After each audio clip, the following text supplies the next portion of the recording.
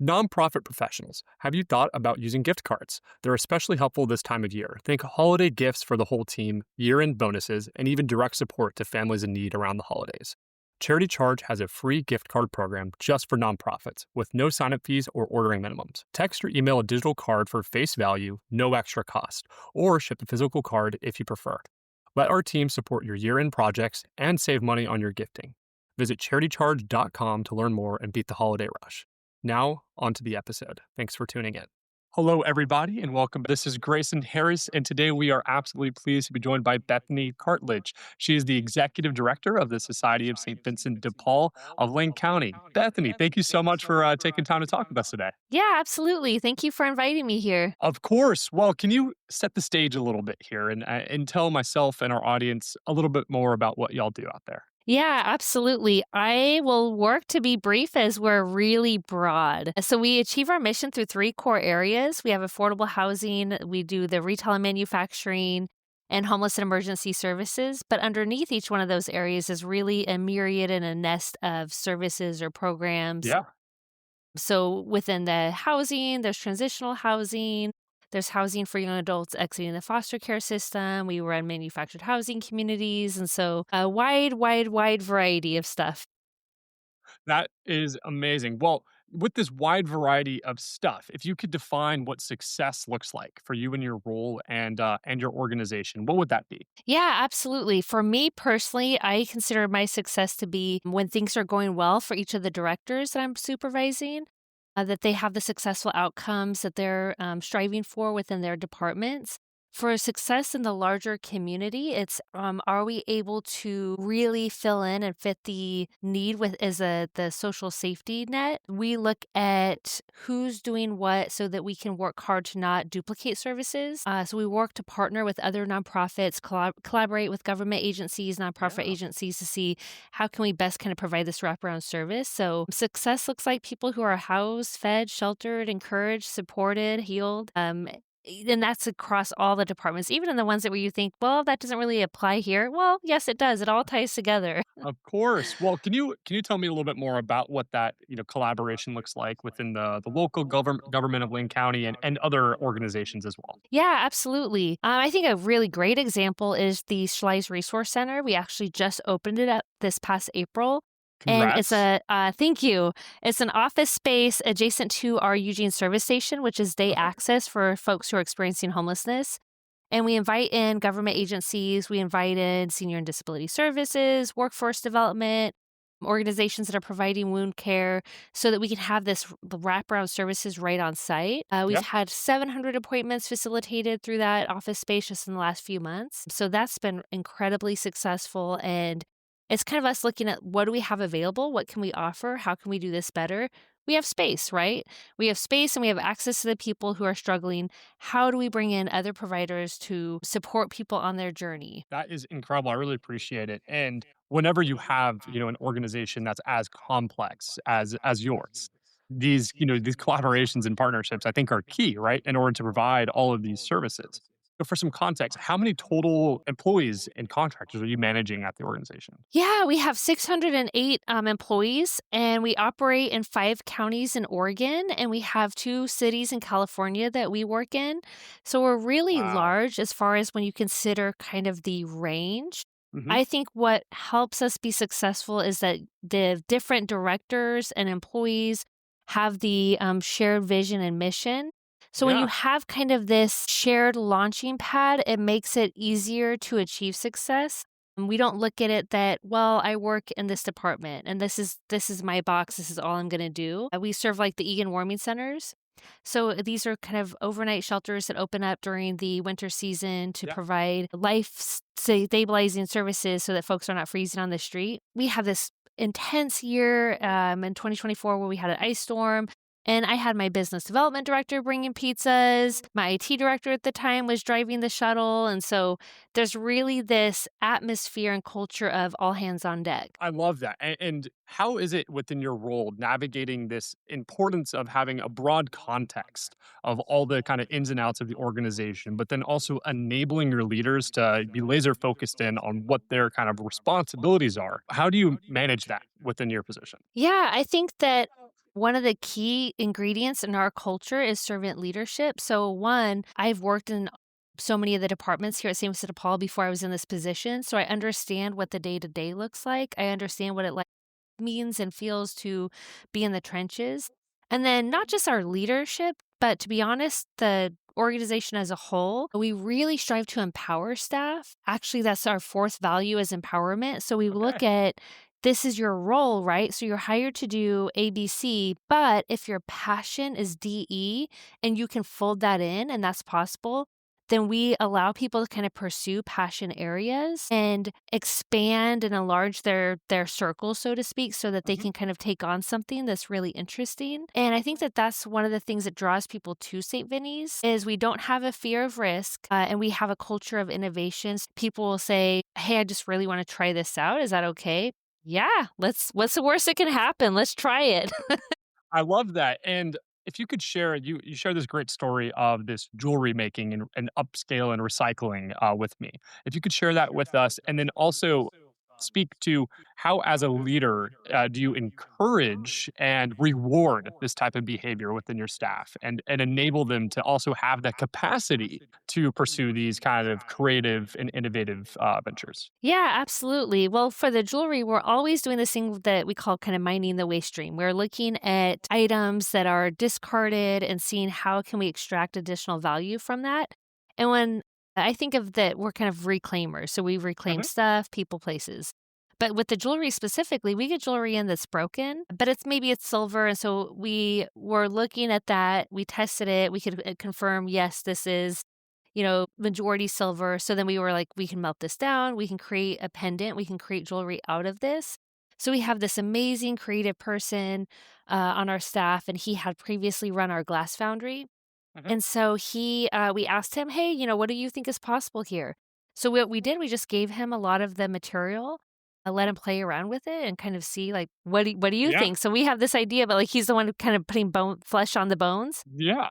And I think it makes people feel valued and respected and seen that one, their gifts and time and talent are valued. And then we're able to create sometimes if we're able like positions around different avenues that maybe we didn't have that position before. Mm. But there's such an interest and inclination and passion, and we have the funding to match this. And can we make this work that's not typical? One of the things that folks have struggled with at times who've come here from other agencies is we're really not title centric around here. Sometimes it's like, well, we have to have a title because we have to have a way to introduce this person.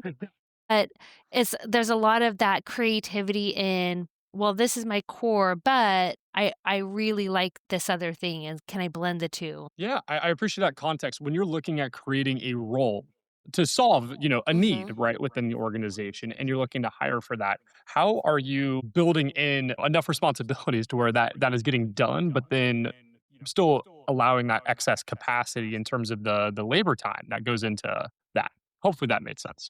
Yeah, well, I think that one of the keys to that is that we're not necessarily hiring for that, if that makes sense. We're typically hiring for something that's more a standard. So it could be a miscellaneous pricer, it could be a cashier, it could be a case manager.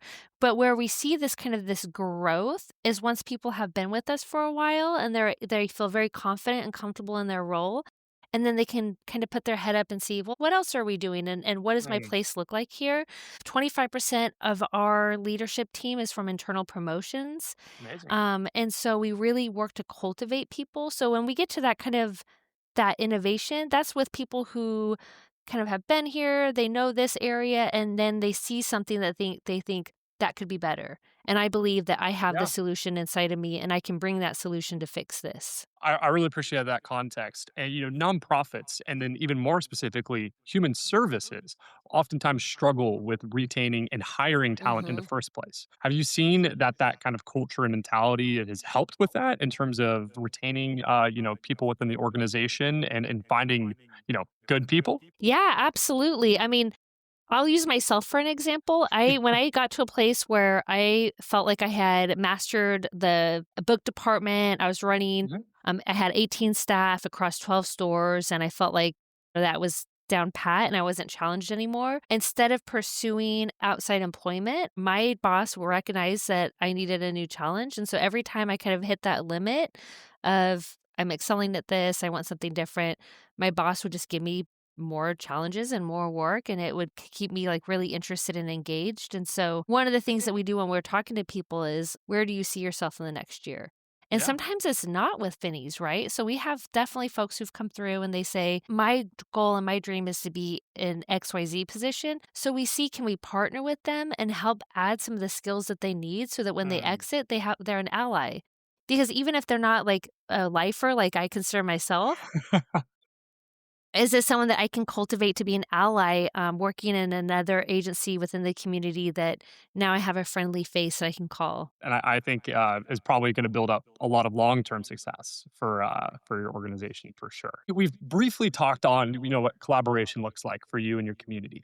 Can you speak a little bit to this idea of the Cascade Alliance and really what that program is and how it supports other nonprofits? Yeah, absolutely. So the Cascade Alliance is one of the programs that's really near and dear to my heart because it's the role that I was in not that long before being in this position. And we work with 18 nonprofits across the United States and with the Mhm. goal of kind of mentoring them and teaching them how to generate their own revenue so they can be less reliant on grants. The grant landscape, fundraising landscape can be so insecure as a nonprofit, and it's really hard to have the continuity with staff Ah, and the continuity of services. And so there's like some opportunities that arise for us that we don't pursue because we know they would be a point in time, and that's not really going to be a genuine meaningful benefit to the staff or the community.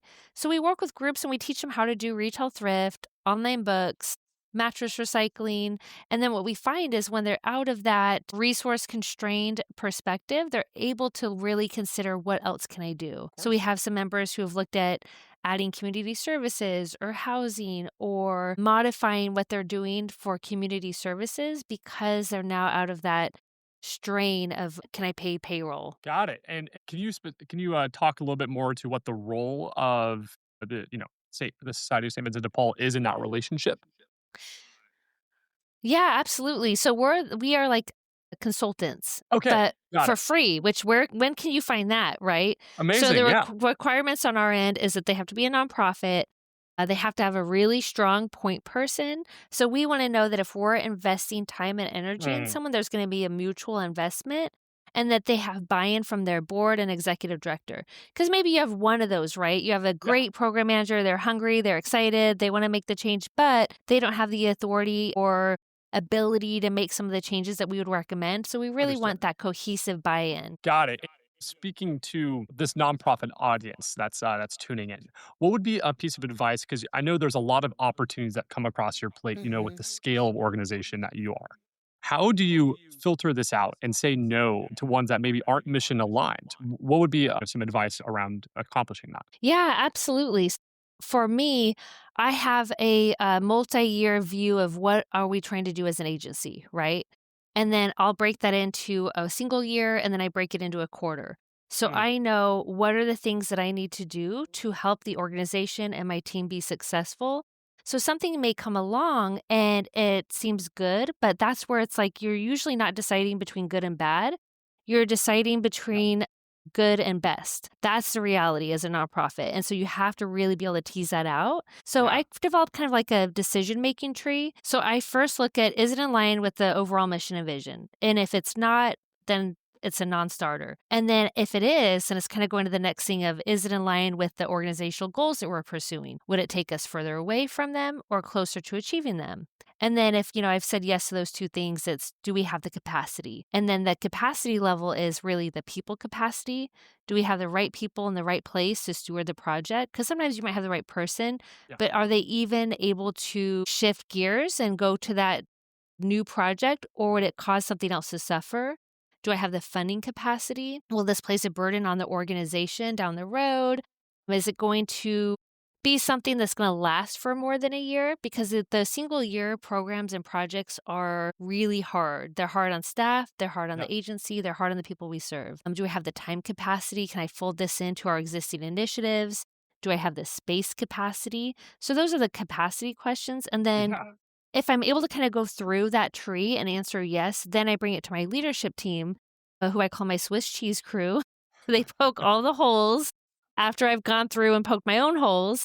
and then I would bring it to my board of directors for approval. Oh, 100%. I appreciate that context. And let's say you have a really excited donor that wants to do, let's in this case, like a 1 year project, and they're really excited. And how do you communicate with them to maybe talk to them and say like, hey, I really appreciate your energy, but these are the needs that we have at the organization right now. And how are you communicating that and aligning, their desire and want to contribute to the needs that you have within your organization? Yeah, I love those conversations. I am a big fan of accountability, transparency. And that's actually before I go to the donor conversation, I should first say we don't have a fundraising board. And Okay. I'm so thankful for the previous executive director who was in that role from 1984 to 2023 for setting it up that way. Because we wanted a board who has um, maybe previous service recipients, some time and expertise related to the business and the work that Yeah. we're doing, versus a board that's going to lead the direction of the agency based on a pocketbook. So we intentionally do not have a fundraising board. And when we have a donor reach out, which we have had, and they really want us to, they want to fund something if it's outside of that decision making tree, Yeah. I just level with them and say, hey, we really appreciate your interest. I appreciate your faith and care in the organization. This would not have the intended outcome that you're hoping for, or we are not the best suited to do the thing that you're looking for. And there's been times that someone has taken the donation, they've gone to another organization, but I would rather them do that than now we have a contentious relationship where we don't need Yeah. to. I feel like I'm so committed to the organization and the mission and the vision. I want people alongside me with that same commitment. And if they're not, they're just a distraction. I love that. I don't have anything to add to that. And, And that's it's we have, as I say, we have 608 employees. We do a lot of second chance employment, so we work with people who maybe have substance use disorder in the past yeah, or recent or involvement with the criminal justice system, gaps in employment. So I don't have this like expectation that staff at all levels are going to wake up and go to sleep dreaming of St. Vincent de Paul. But at the director level, I have 14 directors. I expect it to be more than a job, that this is something that you're putting your time, your heart, your energy into, and that you're going to work to kind of elevate the platform for the people underneath you. I absolutely love that perspective. And as we look to the end of the year and to the next year, as you speak to this strategic vision and plan, what does that look like for the organization and what's got you excited? Oh my goodness, there's so many things. So one, I'll start on the retail and manufacturing side. We have developed a machine to deal with pocketed coils, which are a big problem material for the waste stream. So we're in the That's for process of beds, correct? yeah, Okay. for the mattress recycling. So in Yeah. the process of patenting that, I'm in the process of kind of looking for a larger warehouse space. We've Okay. outgrown the space we've been in since 2014. We really need to kind of expand. So that's really Mm. exciting. Another exciting thing is we have recently acquired a building adjacent to some service building that we have on Highway 99. So we're looking at how can we better serve people who are older Yeah. or have mobility challenges. So and then we have these new homes from Hope Community Corporation, which is Okay. a nonprofit that was birthed from our emeritus director. And we're purchasing these homes with a grant. We're placing them in our manufactured housing community so we can kind of increase the housing capacity. Oh, So those are amazing. all things that I'm like excited about. That's incredible. And how can our audience get more involved? Oh, there's so many ways. So the wonderful thing about Vinny's with how large we are, we have people who get involved with volunteering. Mhm. And even just with the volunteering, knowing how many programs we have, Mm. how many departments, there's really something for everyone. Sometimes we have folks who really just kind of want to have some space on their own. And so maybe they'll just scan books. Or we have folks who want to make some calls, help create meals for folks. They can give financially, of course. Where we have the platinum seal of transparency. And so you Yeah. know that when you give, you can be confident that it's going to go to where you expect it to go. And then they can give in kind materials. So the stores really help fuel the agency. It helps us with our second chance employment. And it also helps us pay for the things that are like not exciting for a grant. HR. You don't see a lot of grants out there like, can you help me build my IT department? But that's such a need, right? Like, how could I be on this call with, using technology if I didn't have a great IT department? Of course. So the in-kind materials to stores, financial donations, and just volunteering. I And love spread the that. word. Spread the word. Yeah. Tell your friends. Do a volunteer party. Okay, well, Bethany, thank you so much for coming on. I've really enjoyed our conversation and learning more about your perspectives in running such an incredible organization out there in Lane County. Well, thank you.